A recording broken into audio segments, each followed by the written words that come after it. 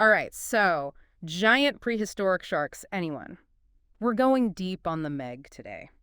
It's a movie that exists. And sometimes that's all you need, am I right? But is it actually any good as a fun monster movie romp, or should it have stayed buried in the depths?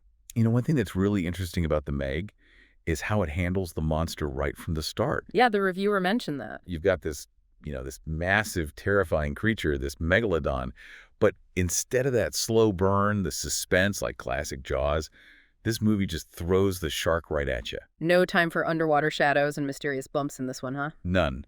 It's like, bam, megalodon on your doorstep. And that choice, that changes the whole feel of the film. I mean, think about other monster movies like Alien, for example. There, you barely see the creature for the first hour. Oh, for sure. That slow build makes it so much creepier. Right. Those brief glimpses, those are what really get under your skin. But the Meg goes in a completely different direction.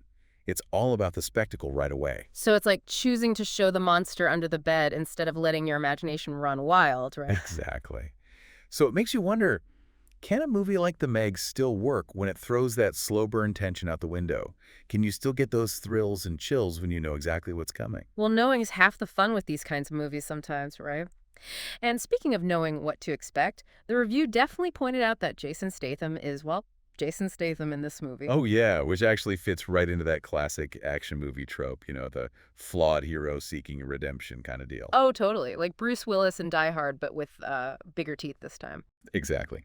He's got the tough guy act, that hidden soft spot, probably a tragic backstory they'll throw in there somewhere. A tale as old as time. And it works. It taps into that part of us that wants to see these characters overcome impossible odds and come out on top, even if it means, fighting a prehistoric super shark. Right, it's that classic action hero formula. You know what you're getting into. Sometimes you just need that, right? But the review did mention that the Meg kind of tries to have it both ways. Like, Yeah. it knows it's playing on these cliches. It tries to poke fun at itself a little bit. The self-aware movie. That's a tricky one. For sure. If it's done well, you can get something really clever like Scream, using those tropes in a fun, meta kind of way. But if it's not done well, it just makes the whole thing feel kind of lazy, like they knew they weren't being original and just went with it. Oh, absolutely. And speaking of not being particularly original, the review didn't have much to say about the other characters. Besides Statham, I think Rainn Wilson was in it. Yeah, sounds like a real who's who of unforgettable characters. But hey, it's a monster movie, right? Mm-hmm. Maybe we're really just here for the giant teeth and underwater carnage. Sure, but even in a monster movie, even with those big splashy action sequences, you gotta care about somebody. Otherwise, what's the point?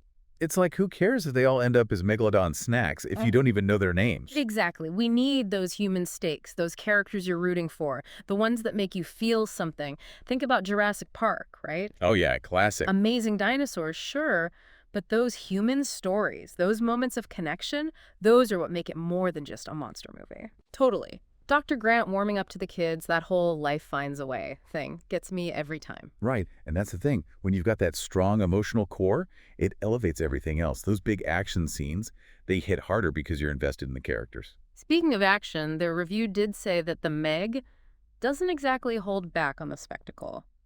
There was even a scene where the megalodon gets outsmarted by a small child. I mean, come on. Yeah, I have to admit, that's where the artistic license might have gone a bit too far. Look, we're already accepting a prehistoric super shark, right? Right, one giant leap of faith for the sake of entertainment. Exactly.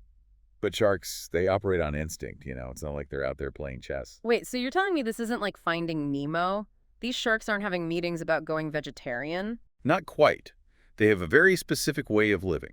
For example, they need to keep water moving over their gills to breathe. Right. It's not a choice. It's just how they're built. So, no matter how clever you are, you can't outsmart basic shark biology. Okay, I can accept that. But even with the whole giant shark thing, the reviewer mentioned some significant plot holes. Like, how did the megalodon even escape from that thermal layer in the first place? They made it seem like such a big deal, like it was trapped down there. It's like they went through all the trouble of building this super secure shark prison, then just left the gate open. Right. And that kind of stuff, that's what can really take you out of a movie. You can have giant sharks and underwater explosions, but the story still needs to make sense on some level. It's about the rules of the world, right? Even if it's totally made up, you gotta have rules and stick to them. Exactly. Otherwise, why should the audience care what happens? But hey, I'll admit, sometimes a movie's just so much fun that you can overlook a plot hole or two. And it sounds like The Meg definitely falls into that fun category. Oh, for sure. The reviewers said they basically threw everything in the kitchen sink at the screen when it came to action. There's even a second, even bigger megalodon, because one just wasn't enough, apparently. You know, we see that a lot with sequels and action movies. They need to constantly up the ante. Bigger explosions, crazier stunts. Like, how much crazier can you get than a giant prehistoric shark? Apparently a lot crazier. Right. Sometimes it works, like those Fast and Furious movies. They're ridiculous, but that's part of the fun. But sometimes it just gets to be a bit much, you know? The escalation feels unearned and it loses its impact. It sounds like the Meg went all in on the go big or go home strategy. So tell me, how does Jason Statham top fighting one giant shark? He fights two, of course. The reviewer mentioned the climax is basically just Statham going one-on-one with this massive megalodon. Oh, come on. Did he, like, punch it in the nose or something? Pretty much. It's that classic over-the-top action movie showdown, just on a, well, slightly larger scale.